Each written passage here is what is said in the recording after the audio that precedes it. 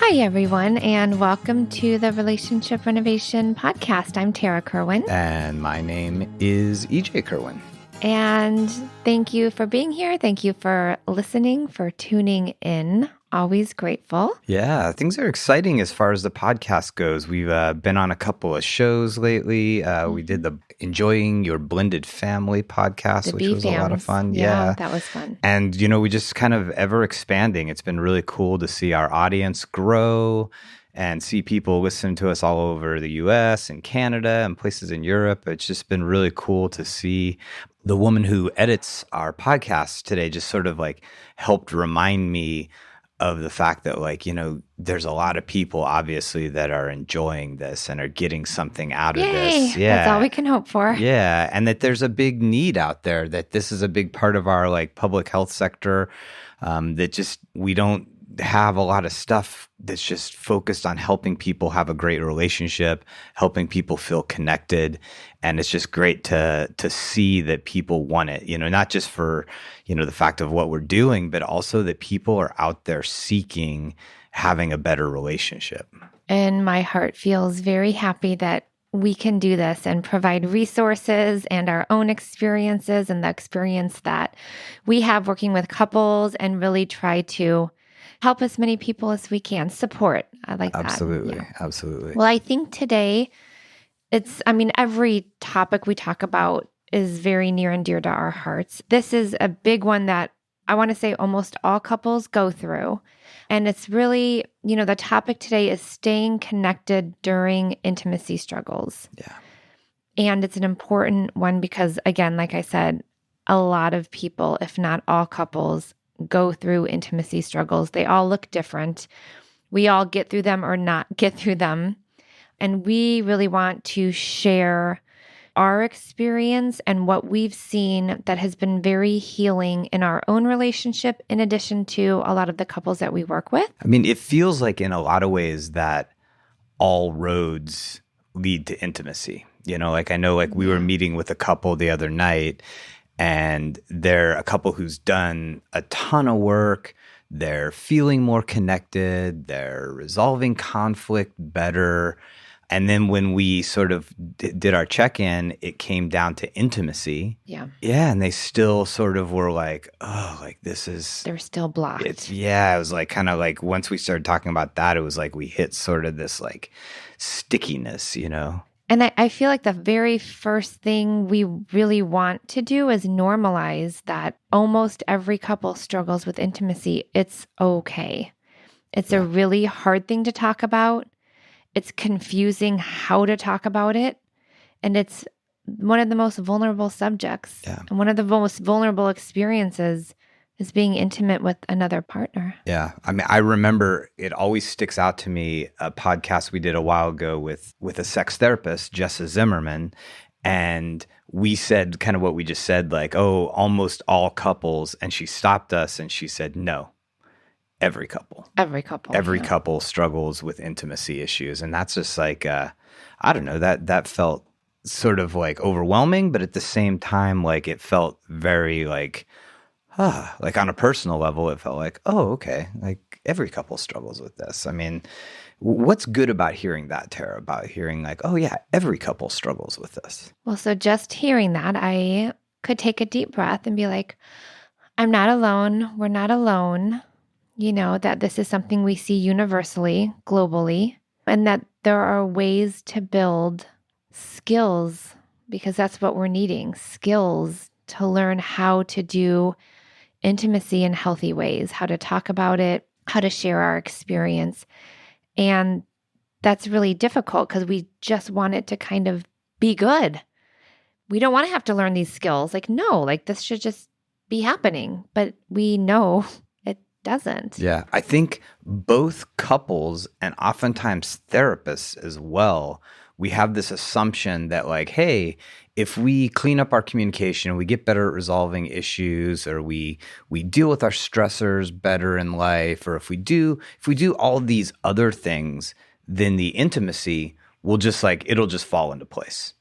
And what we're realizing more and more, what we're experiencing in our own relationship, how we're helping couples, is that's just not that it has to be just like you're going to go right in and look at how your negative core beliefs from your childhood are affecting you in arguments and how you're going to create healthy boundaries with your kids, that you go right in and you address that issue, that you have to do that with intimacy as well, that you can't just sort of like wait for it to sort of organically correct itself.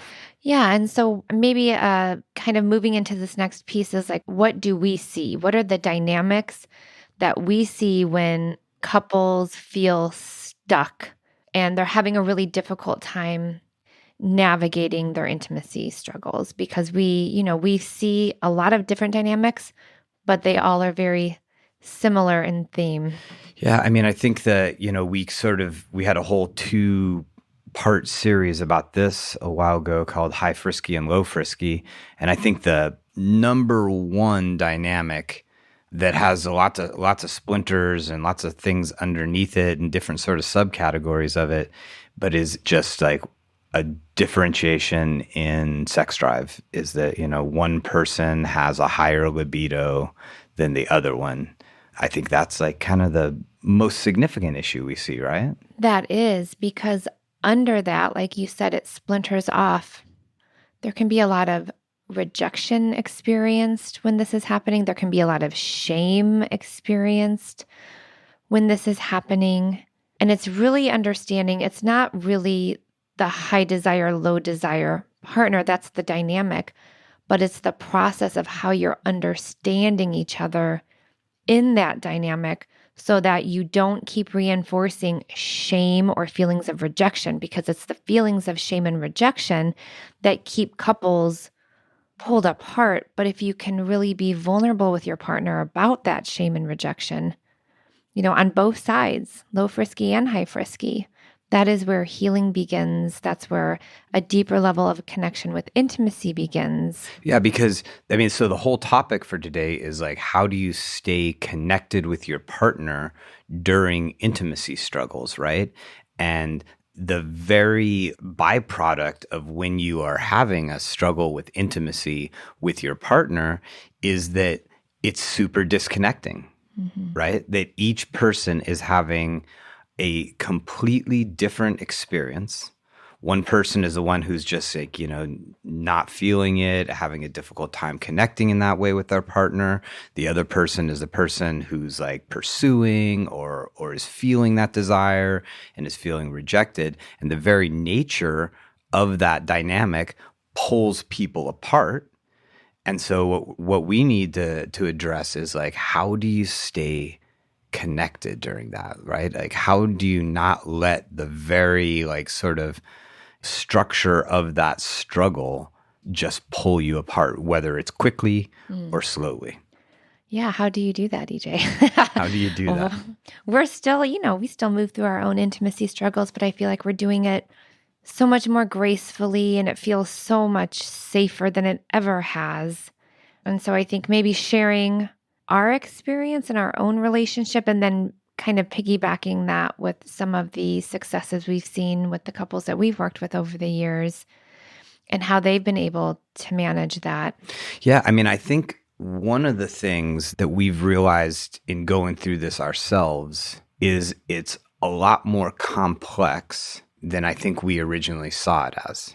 We were always looking for like sort of, and I think couples do this with a lot of issues, but you're looking for like a one source problem, that's like, we went through like, well, it's just because of the kids, it's just because, you just had kids and your energy is going so much into the children, or it's about us feeling disconnected, or it's a hormone thing, or it's me and I'm so withdrawn.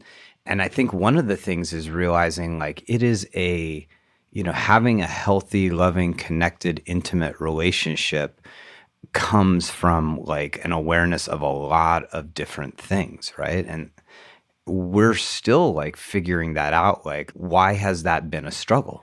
So kind of revisiting the dynamics that we see, under the intimacy struggles, which is the shame, which is the rejection, which is a sense of responsibility.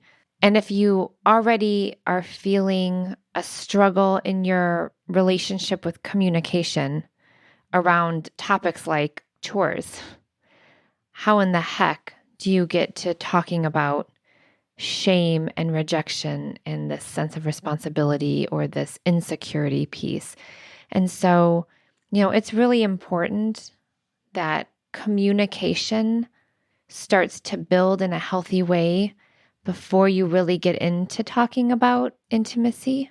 Yeah, because I mean, if it is a sort of multifaceted struggle, you have to have a sort of a foundation of being able to communicate well, of being able to communicate in a way that feels safe. That, like Tara said, like if we're struggling to just communicate about parenting issues, or if we're struggling just to communicate about distribution of labor in our house, like how in the world are we going to communicate about intimacy? Right. So then couples come in and they just feel like there's nothing that can help, there's nothing that can change. And we really say, no, like we're going to really support you in building some healthy communication skills, to understanding process over content. And we're going to really help get you to this place where we can deepen your intimacy. But you do have to start building the openings to healthier communication and understanding, because one of the biggest things with developing a healthier intimacy in your relationship is that your guards are down so you can be vulnerable. And when we see couples in conflict or having intimacy struggles, their guards are up, right? And so we have to find ways to support each other, our individual selves and our partner. Like, how do we soften so we can really address this? And because I mean, what I've seen for myself, for us, for other couples, it's like couples want to have a really healthy sex life. Like most people do, but it's been so dampened with poor communication, misunderstanding, getting locked into perspectives, feeling so rigid that I don't even know if people can see what they would really want in a healthy, intimate relationship, because they're still so like frustrated or angry. And Yeah, I think a big piece of awareness when a couple is first starting to say, "Hey, this is a struggle we're having. We're having intimacy issues. We're not feeling connected in that way," is the empathetic realization that neither partner is in an enviable place. Because I think what we tend to think in that moment is like, why can't my, one partner, like, why can't they just be patient? And why can't they just understand? And can't they just like love me fully, even though this isn't happening right now? And then the other person is like, why can't they just connect with me in that way? And we tend to think like whatever side of it we're on is like the worst side to be on. Would you say that that's the way you've felt over the years, Tara, is like that your side is sort of the most difficult one to be on? I definitely felt like more of the victim. Yeah. Absolutely. Yeah. Right. I mean, yeah, because again, maybe we can kind of go into our dynamic. That would be helpful because we can share what we've done. But the dynamic in our relationship, and if you've listened to Low Frisky, High Frisky, it's laid out very clearly, was EJ is the higher desire partner, the higher frisky man in our relationship. And I used to be, but after having kids, it literally like evaporated. And so I became the low sexual, low frisky partner. And to me, I was mad at you for having it. I'm like, well, because I want to have it. Well, I was mad at you for having it because then I felt like, well, here's just something else I have to do now outside of just parenting and work and all of that stuff. So that was one piece of it. I was almost like resentful because I took it on like, oh, no, now it's a responsibility. It's a task. It's a chore. Oh, I feel like overwhelmed by this. And then the other piece was like, I felt so confused and upset that my desire went away. And so I felt like mine was like the bigger issue. Yeah. And I definitely sense that. And I think I kind of like, kind of yo-yo back and forth between like, understanding because I know you, like on an intellectual level, I'm able to be like, oh, yeah, this is super hard for her. And if she could just flip a switch, she would flip that switch. Like, I think I'm able to connect with that. But then on like the sort of like more emotional, more vulnerable side, there's that rejected part of the partner who's the higher frisky person that's like, that's the part that gets really like, no, I'm the victim. I'm the one who's got the short end of the stick over here. And so, as again, to our topic of how do you stay connected? Well, if both of you think like you're the victim Mm. and that the other person just needs to flip a switch, either like, I just got to turn my thing off and like deal, or she's got to turn her thing on and join the party, like, that's no way to stay connected, right? Absolutely not. And we were in it for years. I mean, we were in it for years. We still get trapped in it sometimes, but we recognize it very quickly.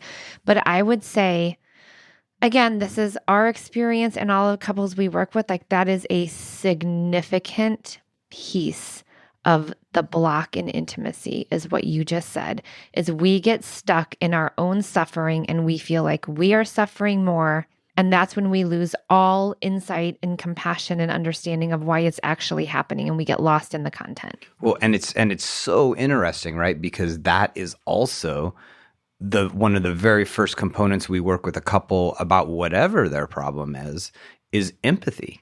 Like, if you're not empathetic with your partner, like if you can't acknowledge their suffering, if you can't acknowledge that where they are in this relationship is very difficult and very painful, then it's hard to get to resolution. It's hard to feel connected. So I think, what we're coming to in the first phase of this conversation of how do you stay connected with your partner when you're struggling with intimacy, when you're rebuilding your intimate relationship, is find a way to be empathetic to them. And so how the heck do we tell people how to do that? Like, how do you cultivate empathy? Like, how did you become empathetic to my place in this dynamic? I think that you and I got to a place where the way we were going about it was not sustainable for me. And I could not continue in this relationship the way it was. And I didn't want us to suffer anymore. I didn't want our family to suffer.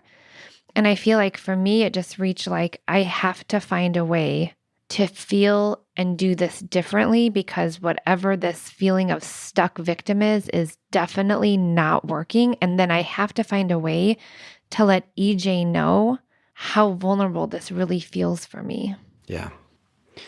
Yeah. I mean, I can remember a conversation where you said, and it took me a second to really sink in like an actionable way, but you were like, look, I'm working on this, but this is what is. And if you can't accept that, yeah, then there's going to be a problem here. And that for me, that was really big because I was like, okay, what's important to me? I mean, yes, like having healthy, intimate sexual relationship is important, but it's not everything. And I have to trust that what she's saying, that she's working on this and that she wants this and we're going to work on this together. I have to trust, okay, like this is something we're working on. But then I had to also resource like, okay, what else is really wonderful about our relationship and what's really wonderful about what we're building together and what we have together and what are other ways that we can connect. Yeah. Like I had to sort of hear that's a hard thing, I think, though, for a lot of people who are on the high frisky side, is because sometimes it's been going on a very long time. We'll have couples where it's been 5 years, it's been 20, 10, yeah. 20 and so they can't resource that trust that it's going to change. I mean, so, right. So for us, I think we both hit a low individually, just feeling so alone in it. And I think because in our profession and because we love each other and we respect each other, we stayed very open and intentional around moving forward, but that it was going to take time, that it does not happen overnight, that it takes a lot of trial and error But that when you see both people working towards that, that's enough right there to keep hope that maybe it could be different. Like if I would have said to you, like, yeah, I'm just not like a high sexual person right now, like, deal, that would be one thing, but I didn't. I cried. I said, this is so hard. I said, I want you to be in a really loving relationship where you're getting your needs met right now. I'm just trying to figure this out for myself. And like, I had to have a hard look on, like, I have to do my work. And I think you seeing me do my work, I don't know, was what kind of helped you be more patient with the process? Question mark. Well, kind of uniting the us and then everybody else out there is that we have a lifestyle, and this is the lifestyle that we're sort of promoting to people who listen to this podcast, who come to our center, is that relationship wellness is part of your life. It is something you work on a daily basis, right? And so because that is our value and we take actions on an everyday basis about this, and because we didn't sweep this under the rug, like that we consistently talked about it, even though it was really difficult, it created ongoing moments where I saw how hard it was for you. And by doing that, it continued to soak into me of like, oh, wow, she's not like making a choice. It's not like she's just like got her foot on the brakes and she's just like riding the brakes as hard as she can. This is something that's really difficult for her. And although maybe sometimes that would get overridden by my own sort of like self-centeredness or my own needs and desires, but as we continued to work on it, my level of awareness stayed very present, at least episodically, that this is really hard for her. And so when we come back to the topic of like, how do you stay connected? I think you either have to be engaged in a process, you have to be going to therapy, you have to be reading books together, you have to be consistently talking about it, and also listening about it. That's, we had a whole session with a couple the other day where it was like we were just like grinding through trying to teach this couple how to listen to one another. To validate. It's amazing how much people don't listen to each other and validate, the next step. And so in order to stay connected, you have to be willing to stay in the suffering with each other consistently and hear it. And hear uncomfortable things, and hear me say things the wrong way, and hear you say things the wrong way. That is what keeps you connected, is that you're continuing to work on it. And can we be honest here, Tara? I mean, years. Working on this for years. And so you can't sweep it under the rug. Like, you gotta deal with it. You gotta be able to connect about it. I would say for me, the biggest part of our moving forward in it was when I really started to have a voice for me and I really understood my own boundaries better. I really took this sense of responsibility off of me, like, oh my God, he's going to want to have sex tonight because we're having a date night. I said, stop that. I mean, I am a caregiver at heart, but a caregiver in a way that I would totally like not even know what my own boundaries were. I felt like I didn't have a voice or a choice, but I do. And I'm not saying everyone out there feels like that. This was my own story. But once I really looked at that, I was like, I'm taking this sense of responsibility I have to like please EJ's ferocious sexual desire. Wow. I had no idea I was ferocious. Like, I can't take care of that. Like, and I told him, I said, listen, like, I get it. You have a high sex drive. You think I'm hot and sexy and you want to pounce on me often, but I'm not there and I can't help you with that right now. I'm going to work on really understanding what goes on for me because I don't want to be so upset with you when I feel your sexual energy that I'm just like running and hiding in the bathroom. I said, but like, you need to like find support around your feelings of rejection, or you need to look at that because I keep caretaking you and I'm pulling back because I know my caretaking of you in this moment is absolutely not helping me. It's making me feel more overwhelmed. And then your response was great. You were like, you understood that like if I didn't go through this own process and have my own understanding of what was going on for me, that this would stay in this really difficult place that we were in. Yeah.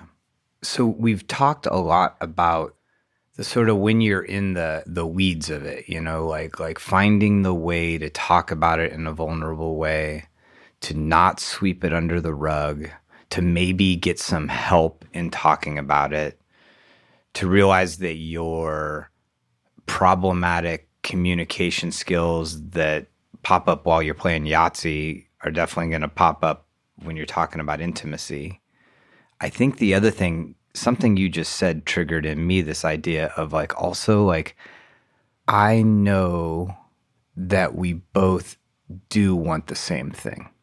And that's a thing we talked about couples with, right? That like that you have to clarify what your goals are, that when you get into a cab, you tell them exactly where you want to go, not what you don't want, right? And that it's not about, I don't want to feel rejected, or Tara's side, I don't want to feel like there's pressure on me.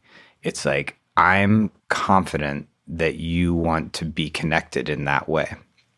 And that's an important part, right? And that's where you definitely might need a therapist in like, a couples counselor, in making sure that you are on the same page, and that doesn't get into the nitty gritty of like, preferences around sex, but just around like, hey, this component of our relationship is important and we both want to feel connected in this way. And I've always known that is what you want as well. Absolutely. And I can there are so many things. And like you said, so many, what was the word you used? Fragments that can be pieced under intimacy struggles. I mean, self-esteem, trauma, horrible communication, overwhelmed, financial. I mean, there's so many things. But to me, the one thing that kept blocking us was our defenses. And we could not feel safe. And so we felt very alone in it. And when you're alone, especially in such a vulnerable place around like your own sexuality and really intimately connecting with your partner, you just want to continue to like block yourself from it because it feels so sad and definitely not where you ever thought you would be. But you know what? We're here.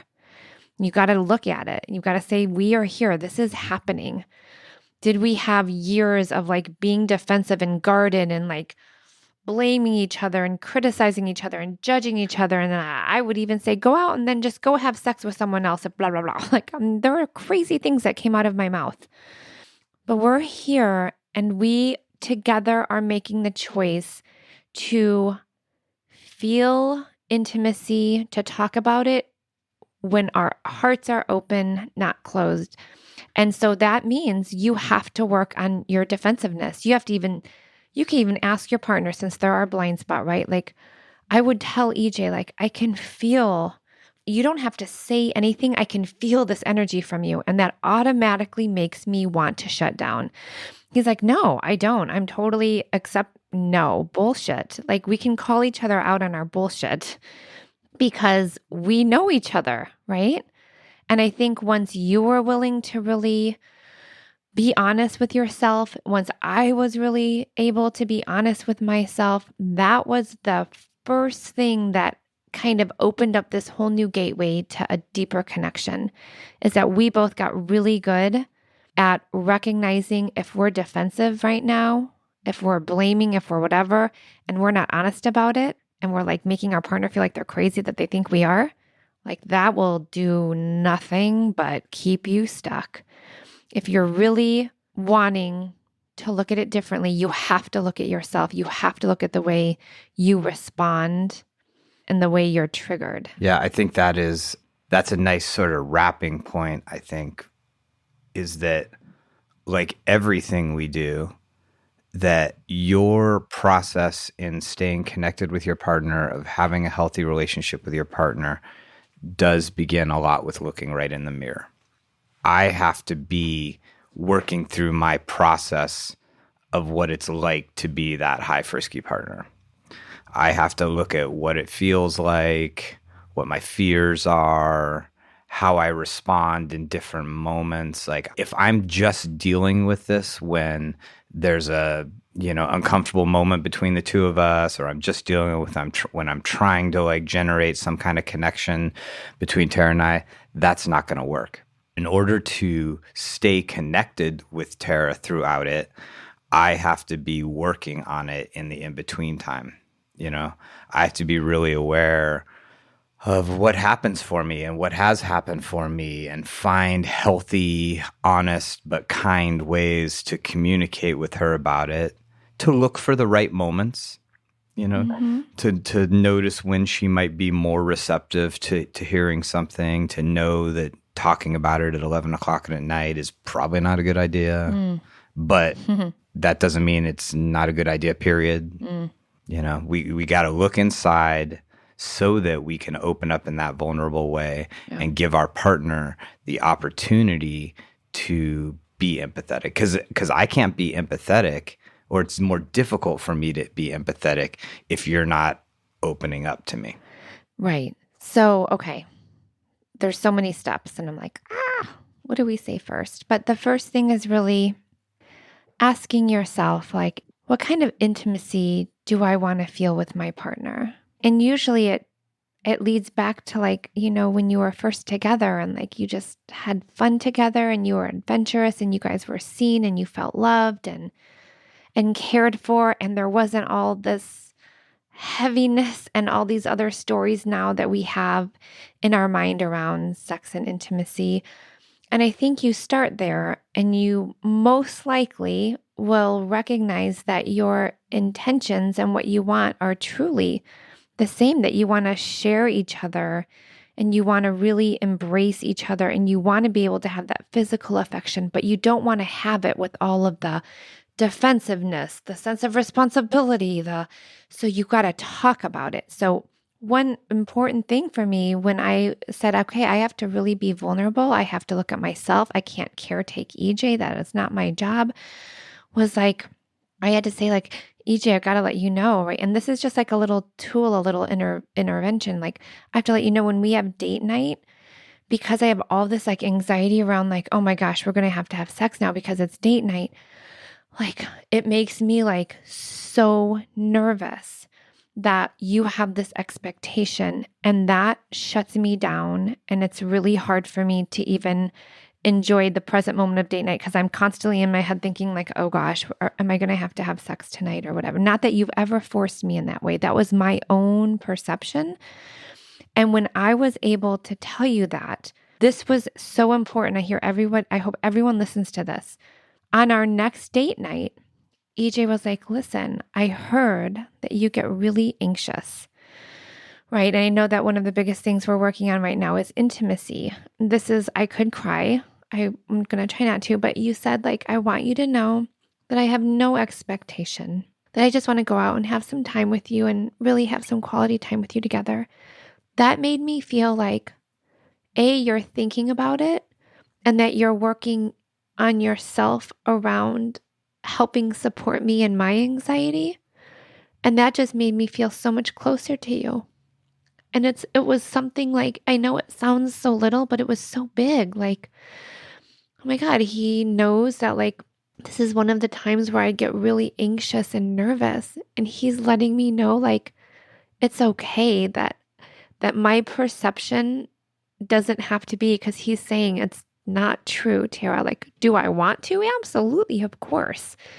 But the expectation piece came out. And then that energy for me that felt so scary, that was gone. And then I can just enjoy my date with you. And then that's so funny, because then it makes me just want to be closer to you and like initiate sex in those moments. Not all the time, but because it's reducing the anxiety and the tension that we have put on in our minds around sex and intimacy. We do it. We make it so big and so heavy and so scary and so tense that it's like, no, like we've got to find ways to lighten it. And you supporting me and lightening my anxiety was very helpful, EJ. And it continues to be.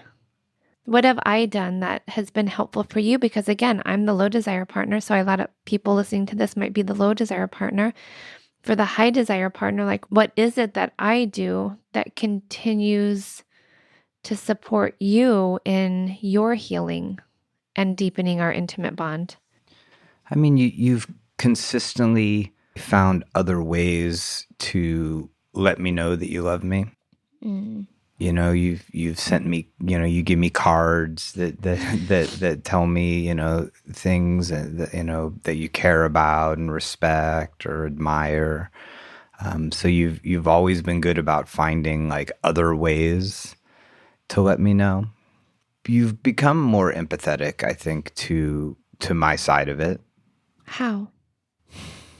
It's hard to like quantify that. Like, just, I guess it's maybe that this is hard to say, like, because I can't help but say it in like what you're not doing. It's like I used to feel a lot of anger and resentment for sort of just being me. And that has depleted. And so that says to me that, because you know I still feel the way I feel, you know I still have, you know, the needs I've had, but they don't seem like as agitating, or you are understanding and accepting of them.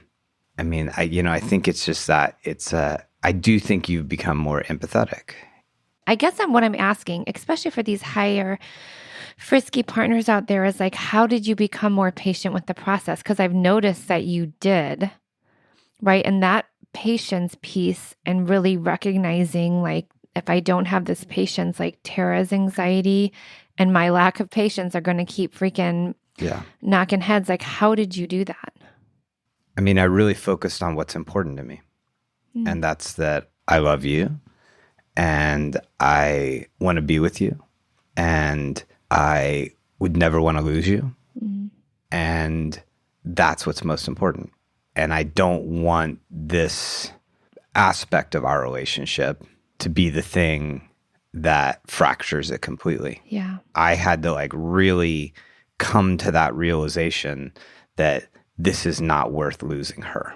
It's so hard. I hope everyone listening knows that, like, intimacy struggles will trigger our own deepest pain, our own feelings of abandonment, our own feelings of insecurity. So it's when you're not having the support and you're feeling together in this struggle, it can drive horrible stakes into your relationship. And there are ways we're showing you, we are living proof. If you can get together in it and get on the same page and really talk about what this experience is like for you, and you teach each other, like I teach EJ, here's what would be helpful right now.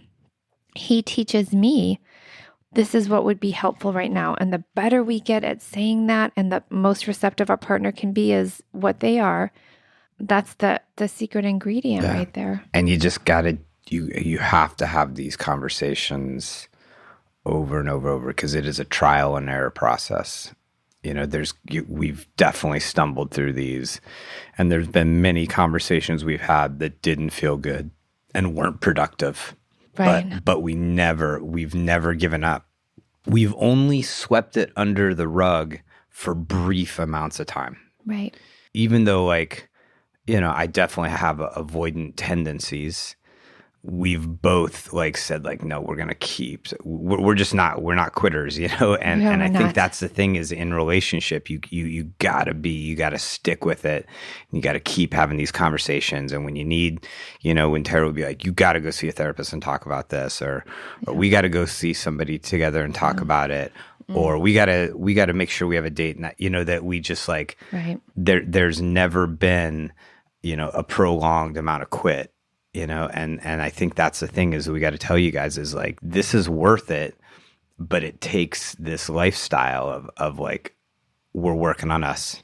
It is just as important as the backyard. It's as important as the kids. Right. It's as important as my career. Right. Like, we're making time for us.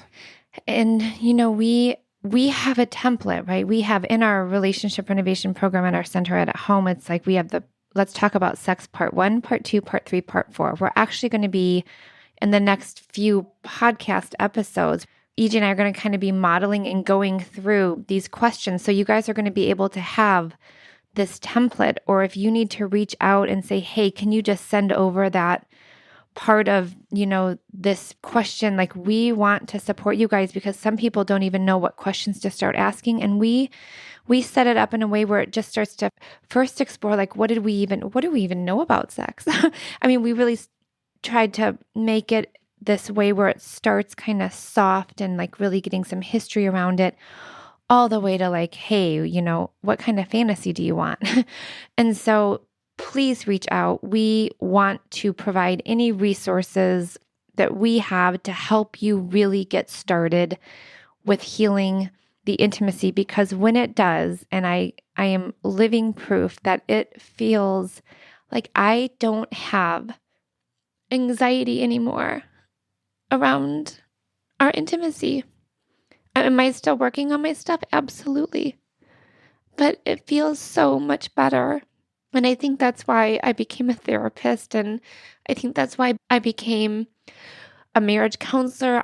All of these things, like, I've learned so much through my relationship, and that there's so much work, amazing work that can be done if you truly can get vulnerable with your partner. And I just, if everyone out there could take this next step, it's like really feels so freeing. And am I still working on it? Absolutely. Are we still where we want to be? Heck no. But it's so much better than it was. Absolutely. We feel more connected. And that's what's important, right? Like, we'll get there in intimacy. We'll get there. Or wherever, I don't know where there is, but but we feel more connected. We feel secure, right? At the end of the day, that's the other thing, secure. Do you feel secure in your relationship? And I think, like, bouncing back just very quickly to like what you said, like what made the difference for you, EJ, was like, I am finding my path to creating security with you. You feel more secure. I feel more secure. Yeah. That's the path. Yeah. So just, again, the question you want to ask yourself is, how can I, if you are struggling intimately with your partner, how can I take and lighten this weight and not make this tense, and really like be curious about this journey I could be going through with my partner that actually could end up being the most amazing journey I've ever been through. Absolutely. Yeah. So thank you again for being a part of this podcast. We appreciate you from the bottom of our hearts. You guys drive us to do this because we know how important it is to have a happy, healthy, connected relationship. Please do us a favor, like leave us a review on Spotify, on Apple. That would mean a lot. Pass on our podcast to a family member, a friend, because the more of Your us partner. out here, your partner, the more happy, healthy relationships that there are out there, the better this world gets. I mean, relationships, they are the foundation of everything, right? Absolutely. Thank you for listening. I always love when I get vulnerable and a little emotional on our podcast because I just love feeling. So yes, take care of yourselves, take care of each other, and we'll see you next time. Bye-bye. Bye. Me and you just singing on the train. Me and you listening to the rain. Me and you, we are the same. Me and you have all the fame we need. Indeed, you and me are we.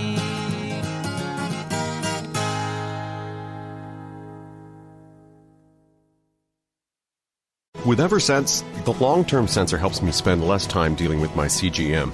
I only need 2 sensor changes a year. If you're on multiple doses of insulin, you might greatly benefit from the Eversense E3 CGM system, the only continuous glucose monitoring system that lasts for up to 6 months with one sensor. Still doing frequent sensor changes? Break free today with Eversense. For important safety information and to learn more about Eversense, please visit eversensediabetes.com/safety.